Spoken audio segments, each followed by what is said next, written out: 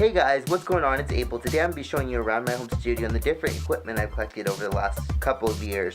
I'll be showing you my computer, my microphones, my cameras. I wish I created more with the stuff I have because really you always think you need something else, and the vast majority of the time I don't end up using the stuff I have. If I would just record tracks with the equipment I have, I'd be a lot happier. So remember that when you are purchasing gear. So here's the different cameras and studio equipment I have, and I hope you guys enjoy.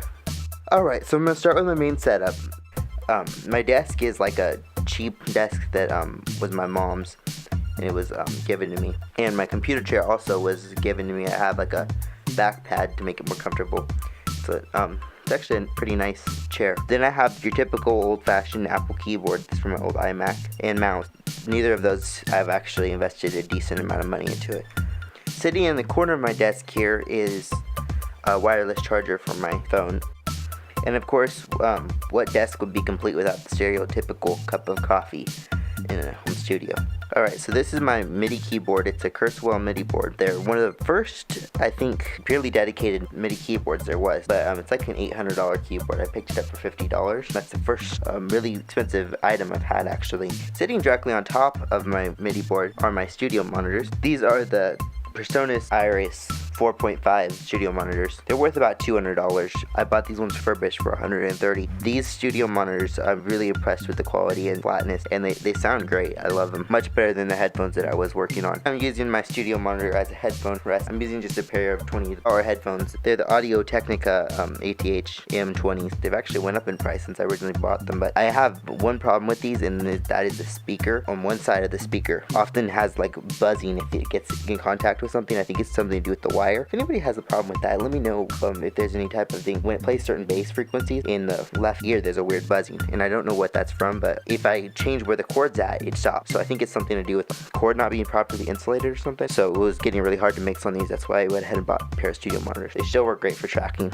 Then for the audio interface, I have a PreSonus Audio Box Black, the little 2-in audio interface. It suits me for my needs. I only have one microphone right now, and I don't really have a need to record more than one microphone. Eventually, if I ever get drums or something, or I move on to more of a professional setup, of course I'll need more ins and outs. But this has suited me pretty well. I like it. The one thing I wish it had was, I wish it had a meter on the front. It shows you in clipping, but you can't really tell how close you are to clipping, and that kind of drives me nuts. Some people said they had a problem with being able to reach underneath the knob, get their hand in there. Never bothered me. There's little rubber feet on the bottom that keep it enough off the desk. Came with Studio One Artist, which was my main DAW for quite a while. And guys at PreSonus, if you haven't checked out their products, they're really very good about customer service. I've had multiple encounters with them where they were very kind. And for the main machine, I've got an Apple MacBook Pro 2011 15-inch. It's got a Core i7, 16 gigs of RAM. This thing is everything I needed in a computer. Much better than the iMac I started working with. It does great for editing video and stuff. One thing that has some weird graphic error glitches, but I think they got fixed in the latest update because I haven't experienced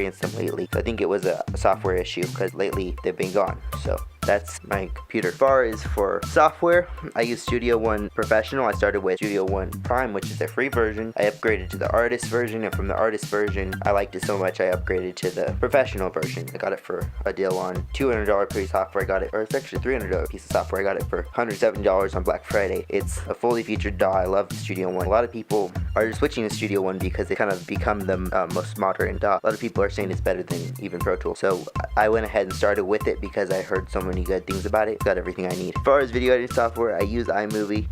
I don't really like it. It's all I have. I want to switch to probably to Final Cut Pro. I don't want to do the subscription thing through Premiere Pro because I can't afford to fork out $200 a year to put on video editing software. I mean, the subscription model doesn't work for me. Pretty much it for software on my computer. That's all you guys really probably care about. If you want to know what other software I also have a what's on my Mac video you can check out. For my microphone, I have a CAD GXL 2200. I don't really care. It's like a $50 microphone. It suits my needs for now. I'll probably get a Rode NTA1 when I get the money. It's everything I need. It's a good condenser mic, clean sounding, doesn't have any problems. So for now, I mean, I can't excuse upgrading. As far as mic stands, this is one thing if you're looking to start a studio, don't cheap out on your mic stand. I bought this one. It was $15 off Amazon, and if there's anything I regret more, it's buying this mic stand. It has a terrible problem with, right now, I have lead in the feet to keep it from falling over, but like the connections on it fall apart. It's just been a real hassle to deal with since the day I bought it.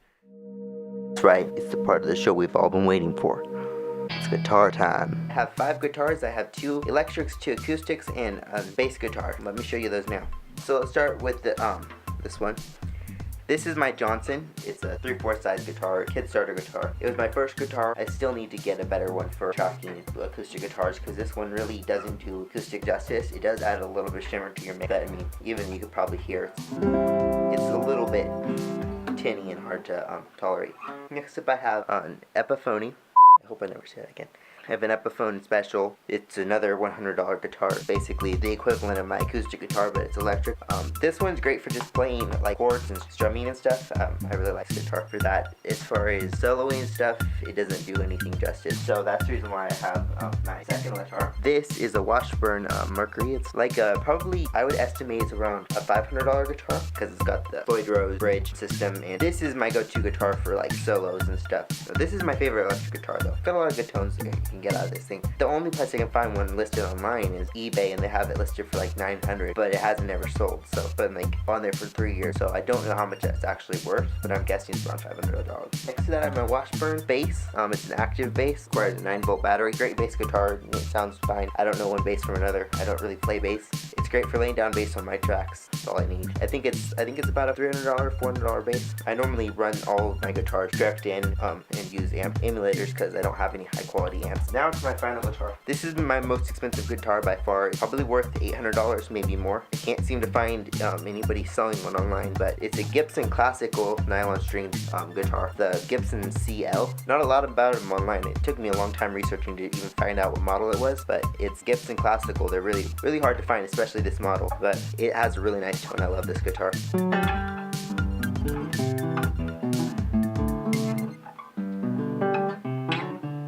Here it's got like a really warm tone to it, but I love this guitar. It's great sounding. Yeah, of course it's got a little bit of damage to the body and stuff, like here and there from picks and stuff. Alright, so I have a few more little instruments, then I'll show you my camera gear, and that's pretty much all the stuff in my studio. So up here on the wall I have a violin. It's like a cheapo violin. Never bothered to really learn to play it, but I have one. I mean, I think it's like a starter violin. If you know anything about violins, it's Santa Rosa. I don't know anything about violins. I'm not a violinist. I can't read notes, so I mean, I have a bow for it, and I took the time to get it restrung and stuff, but I don't know anything about it really. It's just really a wall ornament. Then I have one more little MIDI controller. This is the Oxygen 8 by M Audio. I use it for the functions up here on the top. They're chord functions, and also it's not weighted, which often problem with my MIDI board is all the keys are weighted. So trying to program something like drums or something, and that weighted keys can get really annoying. So I don't really know where I'm going to put this. I'm probably going to get like a music stand and put it up the side. I don't have a place to put it yet, so it sits over on my amps. So one of the other few things I have is I have a Gobo mic shield tucked behind my plant here. Helps block reflections on my microphone when I'm recording. I don't really use it. I haven't had a good opportunity to use it yet since I bought it, but it kind of just stays there in the corner. Then I have a guitar amp here in the corner.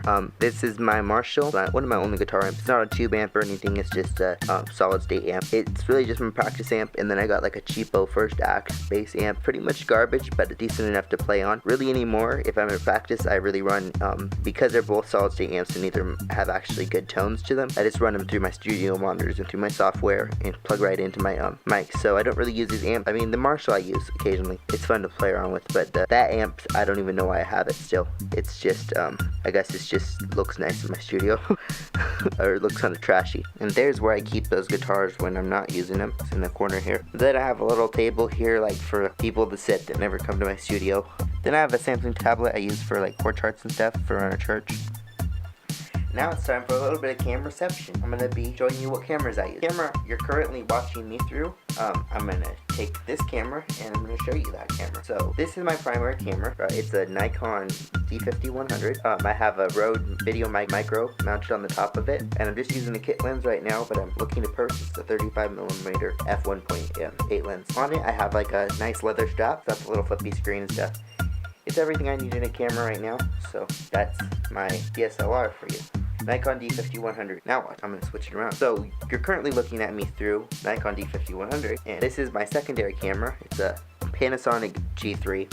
This camera I picked up for $100. It's a $300 camera. My secondary camera, I'm probably going to give it to my mom for Mother's Day, but nice little mirrorless camera, shoots 1080p just like this one does. Only reason why I use the D5100 over this one is because the mic input and the mic audio should be a little better, but there's a little bit of a hum on that microphone. The preamp in the camera is cheap. I actually want to sell all of my cameras and buy a Canon, but it's kind of hard to sell this camera by Canon, but I'd actually prefer like a Canon T5i or something over the D5100 because the D5100 is an older model, and also Canon does way better as far as video from what I understand. Also the lenses on these, it's impossible to use autofocus on it. Nikon lens because they're all really loud. So those are my cameras I use for all my videos, and beside me here I'm using a ring light. And if you saw my video, I did a DIY project on how I built this ring light. I'll put that in the end card too. So I hope you guys enjoyed this little short, long, whatever it was, studio tour. If you have any other questions about the gear I use, or you're interested in purchasing a studio and you have a question, I can give the best input I have. I don't know that much